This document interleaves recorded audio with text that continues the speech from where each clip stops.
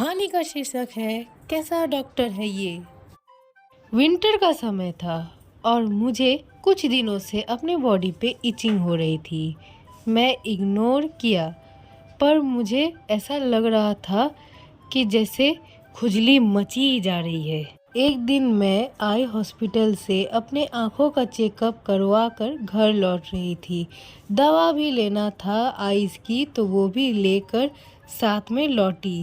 Etching बहुत ज़्यादा हो रहा था तो मैंने मम्मा को बताया, तो उन्होंने मुझे बताया कि बेटा तेरे को फंगल इन्फेक्शन हो गया है, अब तुमको एंटी फंगल मेडिसिन लेना पड़ेगा।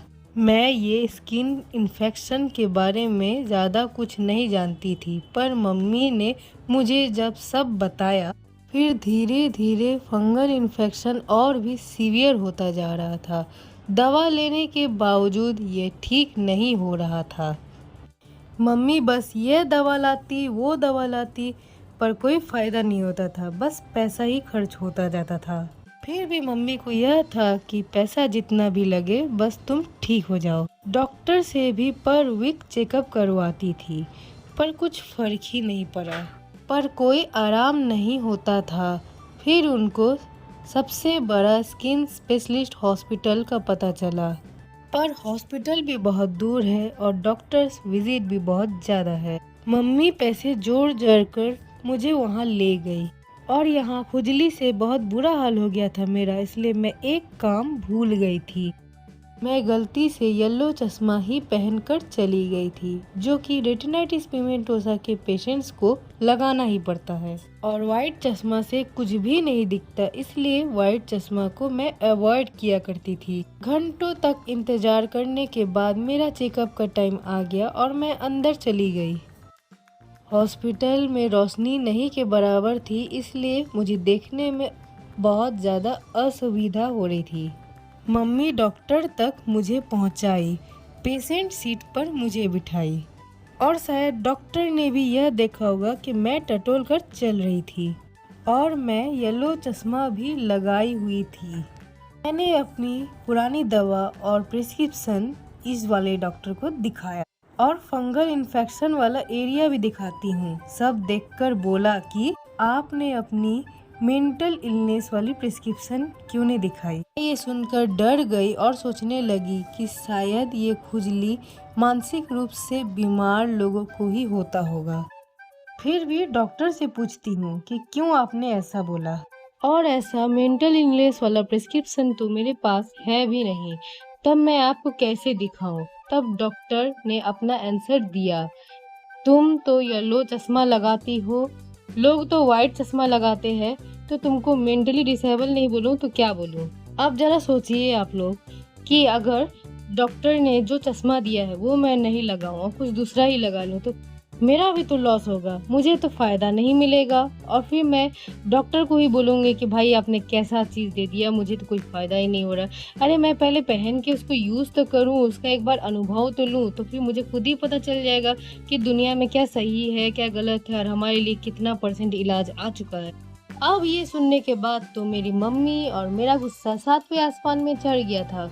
मैं येलो ग्लासेस पहन कर आई हूँ, ये आपको दिख जाता है, पर मेरी जो तकलीफ है, जो मैं मेन चीज़ यहाँ आपको दिखाने आई हूँ, वो नहीं दिखता। जिसको भी रेटिनाइटिस पिगमेंटोसा होता है, जिसकी भी आंखें खराब होती है, उनको ऐसा चश्मा पहनना पड़ता ही है। उनको डॉक्टर इसी टाइप का चश्मा लगाने के लिए बोलते हैं, ताकि आप आई एलर्जी से बचे रहे, आप यूवी रेज से बचे रहे, जो कि सन से आता है। और आप लोग को पता ही होगा कि जिनको रेटिनाइटिस पिगमेंटोसा है, वो ज़्यादातर अपना काम धूप में ही करते हैं, और धूप में करेंगे तो वहाँ से यूवी लाइट निकलता है, अल्ट्रावायलेट लाइट, वो हमारे लिए बिल्कुल भी सही नहीं होता है, वो हमारी आंखों को और ज़्यादा डैमेज करता है।